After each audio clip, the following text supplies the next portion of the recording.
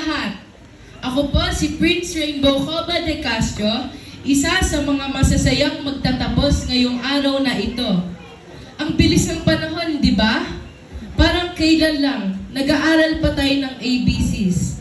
Natututo magsulat ng pangalan natin. At ngayon, graduates na tayo!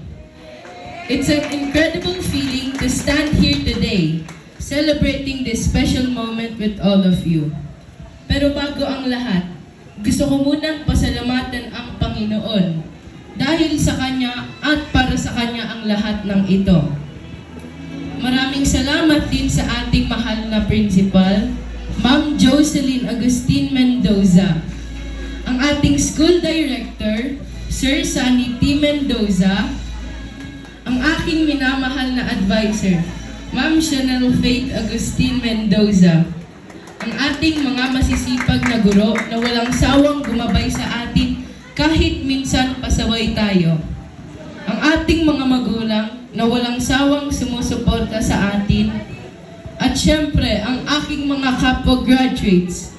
Congratulations sa ating lahat!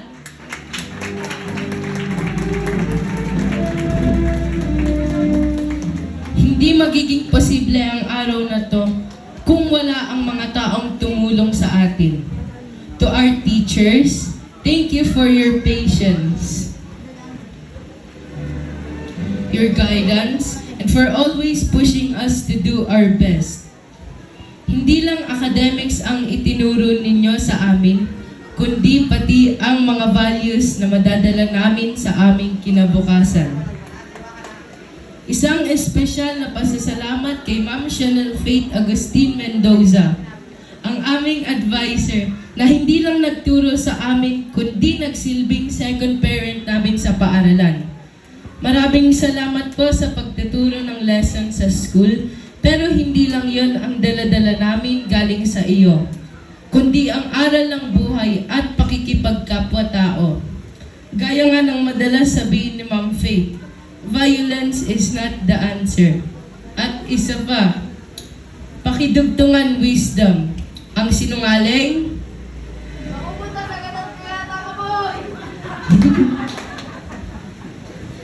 thank you, Ma'am, for your life lessons, kindness, encouragement, and for always being there for us sa loob man o sa labas ng school. Hindi namin makakalimutan ang inyong pag-aalaga at suporta. Sa ating mga magulang, thank you for your sacrifices, for staying up late with us, for supporting our dreams, and for always believing in us. Alam naming hindi madali, pero nandito kayo palagi para sa amin. At syempre, sa ating mga kaibigan at kaklase, hindi magiging masaya ang school life kung wala kayo. You made our school years full of laughter, fun, and unforgettable memories. Hindi kompleto ang saya kapag kulang ng isa. Ang daming moments na hindi ko malilimutan. Yung first contest ko noong 4 years old ako. Imbes na mag-focus, nakatulog ako. Yung horror boot na hindi ko kinaya. Umiyak ako at sigurado akong hindi lang ako. And of course, yung field trip natin this year. Yung walang tigil na tawanan sa likod ng bus na parang wala nang bukas. These simple moments made our journey extra special. They are the memories we will cherish forever. Ngayon, mas maraming challenges pero mas maraming opportunities rin. It won't be easy, but I know we can do it. Lahat ng natutunan natin dito sa Joy of Faith ay magiging gabay natin sa ating panibagong paglalakbay. Bago ko tapusin ang speech na to, gusto ko lang iwan ang simpleng mensaheng ito. Walang pangarap na hindi kayang abutin, basta may tiyaga, sipag at pananalig sa sarili. So my fellow graduates, this is our time. Let's be proud of ourselves.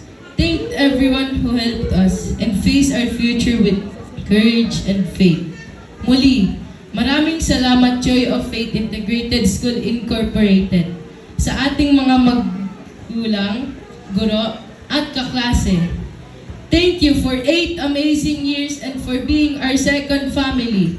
Congratulations, Batch 2025!